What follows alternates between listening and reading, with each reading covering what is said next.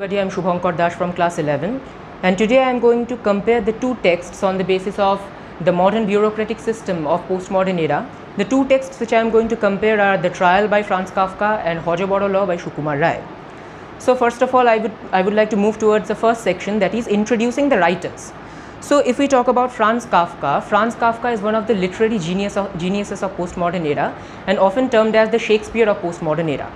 So if we want to know about Franz Kafka's life, it was very difficult kind of life, because from childhood he used to be in a depressed state because his father Hermann Kafka was never, he was never proper with him. He thought that his son was not appropriate for him, because Hermann Kafka was a very powerful man who could speak nicely in the public, but Franz Kafka was a very average kind of student and average kind of person with a low appetite according to him.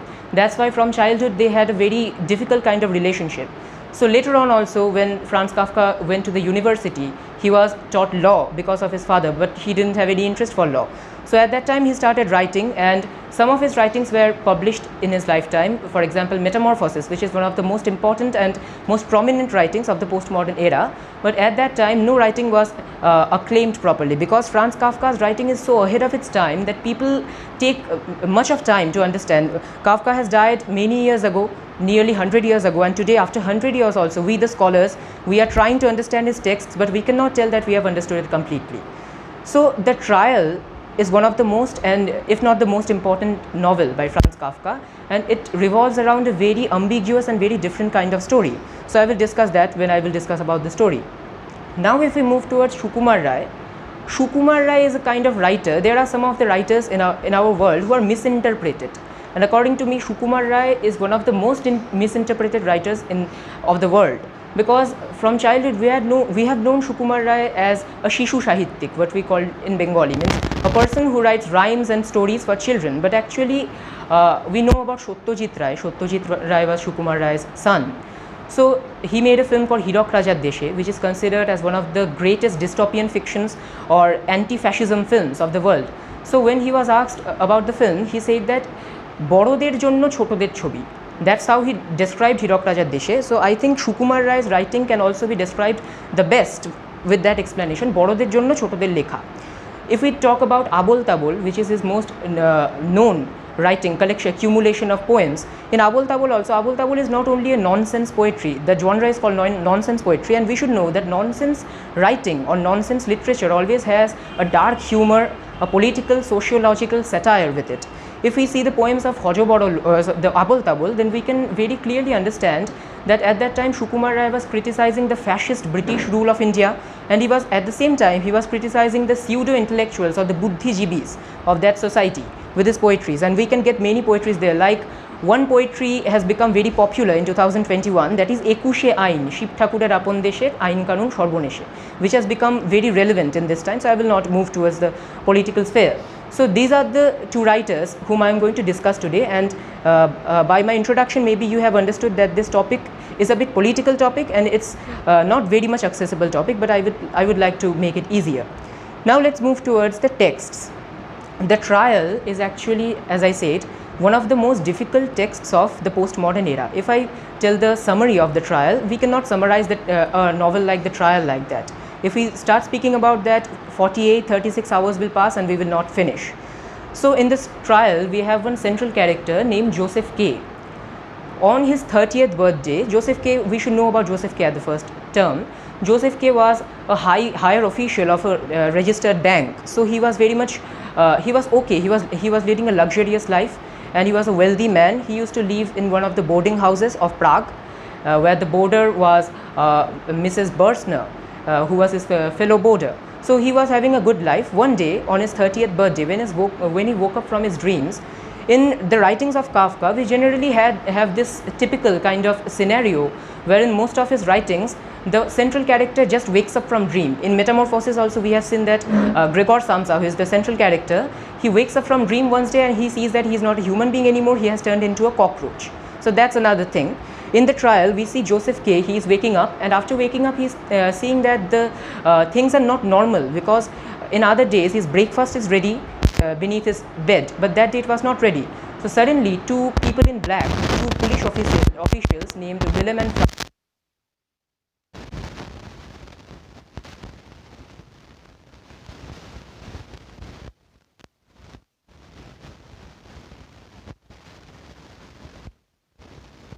lower officials, we cannot tell anything about you. You come to the court and then you will be informed about it. So then Joseph K comes out of his room and he meets the officer. He asks the same, and the officer says, we cannot say anything. You are just arrested and you have to come for the court. After that, the officer again tells a very different kind of thing. He tells that you can pursue your job, you can go to your job every day, and only on Sundays we will be having the court procedures, and you have to come when at the prescribed time. So Joseph K was bewildered nearly that what is happening with me. So after that the case continues, and after that one day in his office, Joseph K gets a telephone call where he is called upon a suburban area to attend the trial, and the courtroom is also in a very ambiguous, obscure place. It is a suburb area where it is very dirty, the people are poverty stricken, and in one of the buildings, what we call the bastis in India, that kind of building,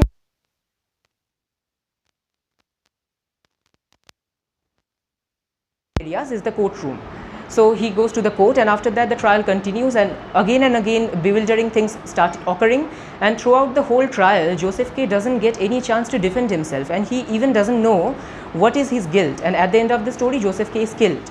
So that's the whole story of trial, and the trial is actually a text which has been explained or which has been perceived in different terms. So I would like to mention them. So some of the perspectives about trial.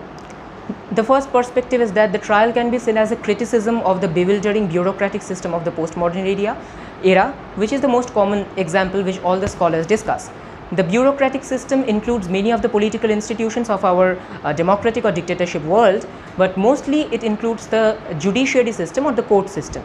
The second perspective which can be pursued is that it can also be perceived as a presupposition of the fascist regime of Hitler in Germany and the tragic occurrences of the concentration camps. That's also a very important and at the same time problematic thing, because many people, as we should know about Kafka was a German-speaking Jew. So actually his linguistic and ethnic identity was a very ambiguous one, and Kafka has a story called The Hunter Gracchus. In that story this thing comes metaphorically, that what we call being Trishonku.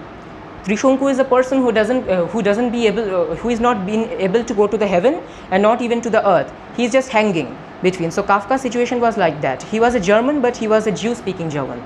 So that's what I would like to say. So this perspective can also be perceived. The third one is that some people believe that what Kafka is doing in the trial is much more radical or much more revolutionary than just criticizing the bureaucratic system of Hitler's regime. Some people say that Kafka is questioning the acceptability, accountability or the legitimacy of any political institution. And the last but not the least, the fourth category believes that the trial is not just a political criticism, but it is a psychological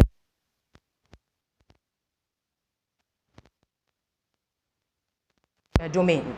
So for our discussion today, we will perceive the first one. The trial can be seen as a criticism of the bewildering bureaucratic system. That's our perseverance. Now, if we move towards the important aspects of the trial, so I will, as I said you the story, the brief story, that's enough for this lecture, and then I will tell some of the important instances of the novel. The first instance, which I mentioned, on his 30th birthday, when Joseph K woke up from his dream, he was informed by two police officials named Willem and Franz that he was arrested. That's the first adrenaline rush. The biology students will know what adrenaline rush is. That's the first adrenaline rush which a reader gets when he sits down to read the trial. That a person is waking up, and we all feel a kind of insecurity while reading the trial, that we are living in a democratic state. We all know that we have the voting rights and we have everything, the franchise, everything, but still it can happen that one morning we are waking up and some people are telling that you are arrested. So that's the first adrenaline rush. The second thing is that in the courtroom, so I should explain that. The first day when Joseph K goes to the courtroom, a trial goes on, a bewildering one. The second Sunday, he goes back to the courtroom because he is not informed whether the trial will be there or not. After reaching the room, he is informed by the court usher's wife, the washerwoman, that there will be no trial today. So he was talking with the court usher's wife. After some time, the court usher comes. He arrives and he then tells that, okay, let's come with me and I will show you the court office and you will be able to understand the court procedures. So Joseph K agrees that, okay, I am going with you. After going a particular step, he enters into a room, a big long room, where he can see all 100 of people are sitting, wearing black blazers and black pants. Everybody is sitting and they are just reading, hundreds of people. and when they entered the room, everybody stood up. So Joseph K became very anxious to know what they are doing. So he asked the court usher, what are these people? Are they court officials or what? Then the court usher just gives a crooked smile and he tells that you are a defendant, you are an accused, and they all are accused like you. Their trial is going on for 5 or 6 years, and every day they come to the court and they try to defend themselves. That's the second thing. We all know about Kafka. Kafka's writing has a typical nightmarish or surreal type of treatment, which cannot be compared with anybody. The only writer who can be compared with Franz Kafka, according to me, is Nobarun Bhattacharya. No one else. So in this scene also we can see the surreal atmosphere of Kafka's writing. Means the door, if we see the courtroom door, the door looks like this door, a small door, and we can assume that behind this door only what can be there? Only a small bathroom or a small room can be there, but when the door is open, people see that there is a big auditorium. So that's another surreal aspect. Now the third point, which is most important, in the lawyer's house, Joseph K meets with his lawyer through his uncle, Dr. Karl, and the name of the lawyer is Dr. Hult. Dr. Hult is a paralyzed patient and he cannot go to the court, but he tells that he has big influence on the court officials. So when Joseph K one day goes to Dr. Hult's home, he finds a person sitting over there whose name was Block. So Block was actually a businessman, and this person Block, he used to stay in the court, in the official's room, means in the lawyer's room. So Joseph K asked, why is he living there? So then he knows that this person Block, he is fighting his case from 5 or 6 years back to back, and the lawyer has said him that I don't have any time for you and you can be called anytime. So that's why he is given a small room in the lawyer's house and he sleeps there.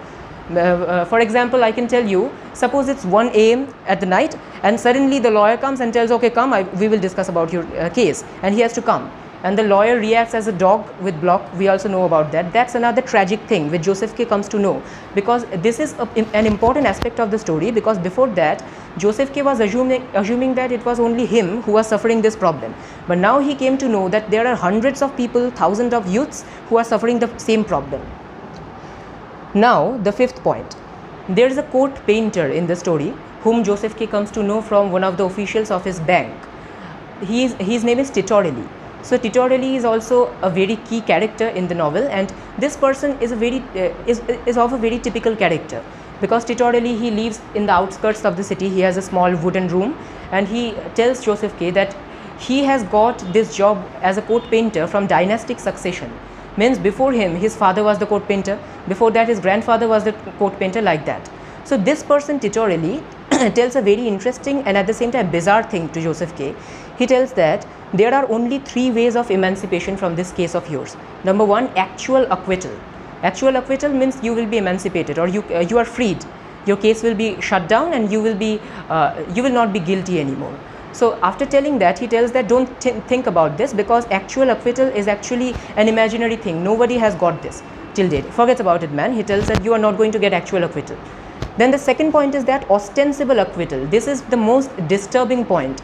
In ostensible acquittal, what will happen?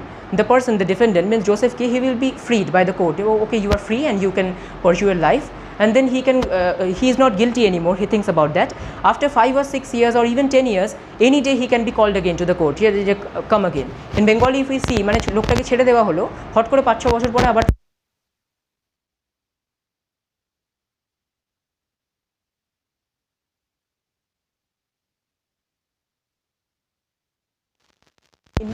indefinite postponement is a process in which the court procedures are not let to be going beyond the lower levels. Means what I want to say, at that time when Joseph K went to Titorelli, his case was moving in a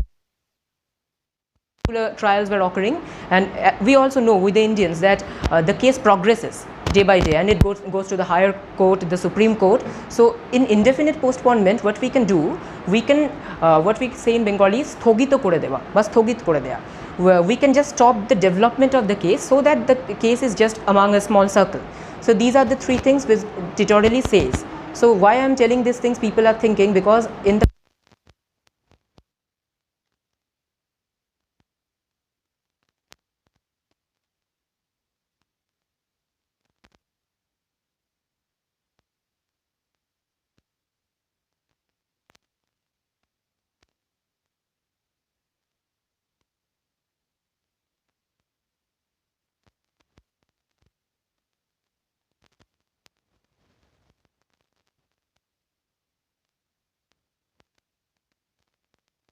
similarly in Kafka. But according to me, in the trial, the three women character which we see, the first character is Fraulein Bersner, who is Joseph K.'s fellow boarder.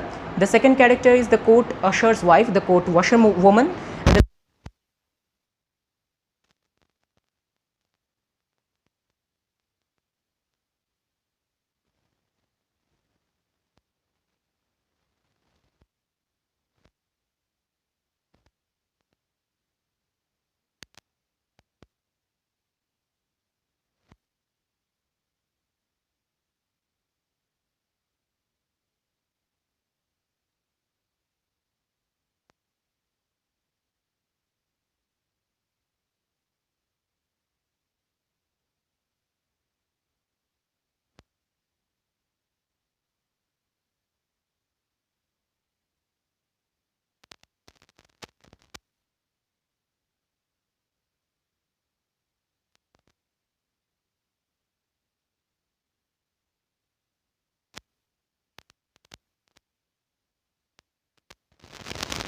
A case very seriously, you are taking it more seriously, just see it as a theatrical.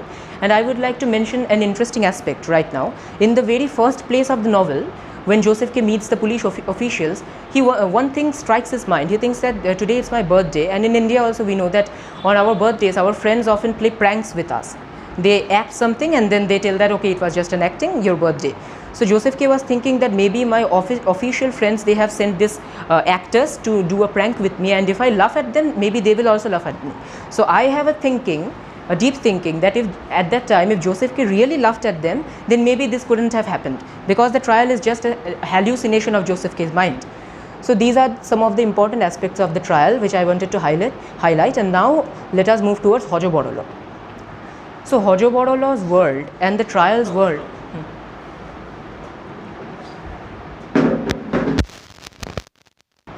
So in the Hojo Borolo, we see a very ambiguous world again. It's a very different kind of writing according to writing style, because Sukumar Ray had a humorous style of writing, we all know about that. Kafka also had a humor, but Kafka's humor is actually dark humor.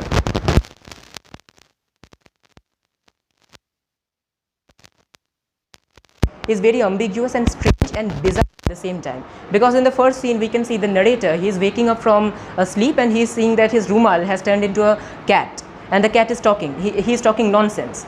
So that's how it starts. And I would like to read some of the quotes from the story, so it will be more clear that which kind of world it is. The first quote which I am going to read. So we can see that in this world they have a very different system of age progression than us. We have a different kind of age progression, like right now my age is 17, after that it will be 18, after that 19. But these people have a different perspective. What they say that 40 বছর হলেই আমরা বয়স ঘুরিয়ে দিই, তখন আর 41 42 হয় না, 39 38 37 করে বয়স নামতে থাকে। এমনি করে যখন 10 পর্যন্ত নামে তখন আমার বয়স বাড়তে দেওয়া হয়। আমার বয়স তো কত উঠলো, নামলো, আবার উঠলো, এখন আমার বয়স হয়েছে 13।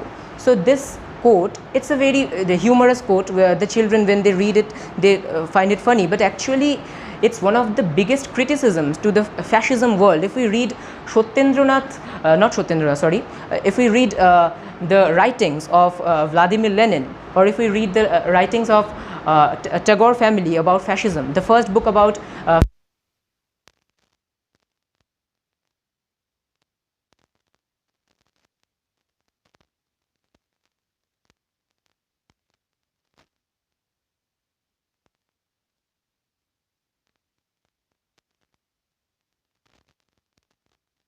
তখন বলেছিলে তখন পুরো 14 হয়নি, তখন ছিল 13 টাকা 14 আনা 3 পাই। আমি যদি ঠিক সময় বুঝে ধারে 14 লিখে না ফেলতাম তাহলে এতক্ষণে হয়ে যেত 13 টাকা 1 আনা 9 পাই। This is another important aspect of the postmodern era, complicating the simple things. The simple things are made complicated, like we people go to the municipality for making the Aadhaar cards. So people are standing in long queues and it has no significance. In Kafka's writing also, that was one of the biggest complaints of Kafka, that the bureaucracy is at the same time foolish and it is also inefficient for the people. So from these two quotes of Hojo Borolo, we can very clearly understand how Sukumar Ray created the world of Hojo Borolo, where we can say Shakespeare's quote from Macbeth. In Macbeth we see the which is tell, fair is foul and foul is fair. So that is also applicable for this text of Hojo Borolo. So now I will not waste any further time, and I will move towards the comparison. So the first point of similarity between the trial and Hojo Borolo. In both the texts, there is a bewildering bureaucratic body in the form of the court. That's equally we can see in Hojo Borolo also. After the during the end of the story, suddenly a court gets fitted and the owl becomes the judge, and the Shojaru comes. He says that he is insulted by somebody, and a trial starts. In the trial, it starts from the beginning. So in the trial, the court is full of corruption, where all the members starting from the lower officials to the examining magistrates are corrupted. We can see the court procedures are very ambiguous, where there is no transparency. What is happening behind the walls of the court is not applicable for the people. In Hojo Borolo also, the court is comically corrupted, where we can see that the witnesses in the court procedure are brought by providing bribes. That's one of the important aspects. In the story, we can see that when the judge is telling that Shakhi kothay, so at that time, the people, the Hijibijbij and all the other Hijibijbij and all the other people, they are called and they are told that you will get money. Give the witness and you will get money. So that's a very relevant thing in today's world. This happens all the time. The second point. In both the texts, the highest body of judgment is inefficient. It's also very important. In the trial, the examining magistrate is very ineffectual and corrupted. We can see that the examining magistrate, he doesn't read any law books, and he reads very different kinds of books, and he doesn't have any say in the procedure. He's just like, he's very rigid. Yeah, you are guilty, so you are guilty. And in the first end of the first day, he even tells Joseph K that your behavior will impact your case. Means we can very clearly understand that this person has a sense of partiality in his mind. In trial, we can see that. In Hojo Borolo, the judge, the owl, is sleeping throughout the trial. We know that the owl is a creature who sleeps during the day. So in the story, while the case is continuing, the judge is sleeping like that. And whenever somebody is telling that, why are you sleeping? You are the judge. He's telling, I am not sleeping, I am listening everything. So there is no efficiency of the court case, very clearly seen. Number 3. In both the texts, the defendant is in a state of vulnerability. In both the texts, in the trial, the vulnerability of Joseph K is shown in a very intense manner, where Joseph K's mind is getting bewildered that what is happening with me. He is a higher official of a bank and everything is going wrong with him. And after that, he is killed also. He doesn't understand anything. He gets a spiritual enfranchisement though, that is another concern. In the trial, Joseph K doesn't even know about his guilt, and he is not given any chance to defend himself. He doesn't get any time to defend himself, and at the end, on his 31st birthday, 2 people come to his house and they say that you have got sentencement, and they take him in front of a church and he is killed. In Hojo Borolo also, we can see that at the end, it's more funny. At the end, when the judge tells that, okay, I will give verdict. So at the time, he tells that who is the accused? Doshi K. So at that time, the people think that, okay, we don't have a Doshi. There is no doshi, and they have a perspective about the accused people. They tell that Asham theke ekjon ke niye asha hoy jake bole ashami. So that means anybody can be an accused, and at that time that only happens. The bald-headed man who is in the story known as Nera, the people go to him and tell that, okay, you will get money, will you be the accused? So that person is a simpleton. He thinks that, okay, I will get money, I will go. And then death sentence is shown to him. The owl tells that, okay, you will get 3 masher jail and 7 diner phashi. I don't know what that means. So it means killing after killing. So that's the third point. And now the last point, I will not elongate it, the treatment. Both the texts are treated in a very surreal and in a very nightmarish style.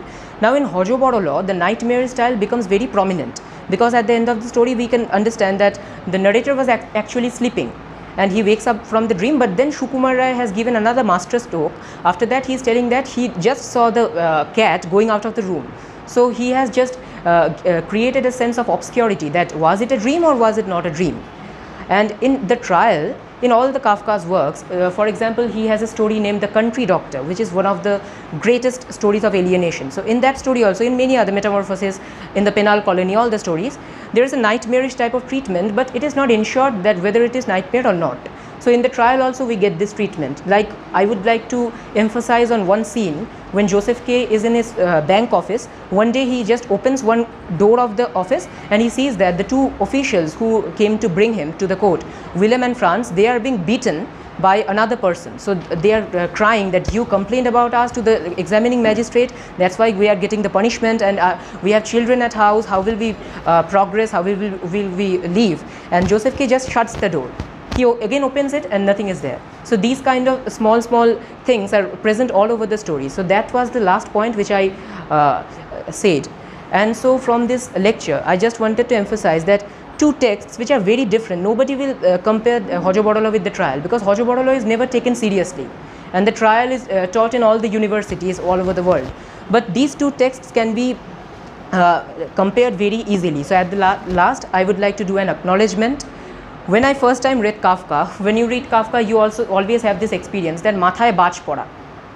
There are only two writers who give me this experience. One is Kafka and another one is Nabarun Bhattacharya. When I read Herbert, bach pora mathaye, that only happened with me. So when first time I read the trial, I couldn't understand anything. So I was just analyzing the text throughout the Google, what analysis I am getting and what I am not getting. At that time I got a thesis paper of a PhD student, I don't remember her name. So she was the first person from whom I got this idea about comparing Hojo Borolo and the trial. So I would like to convey my deep gratitude to that woman, though I don't remember her name. So with that I would like to end my lecture of today. Thank you. Hope you enjoyed it.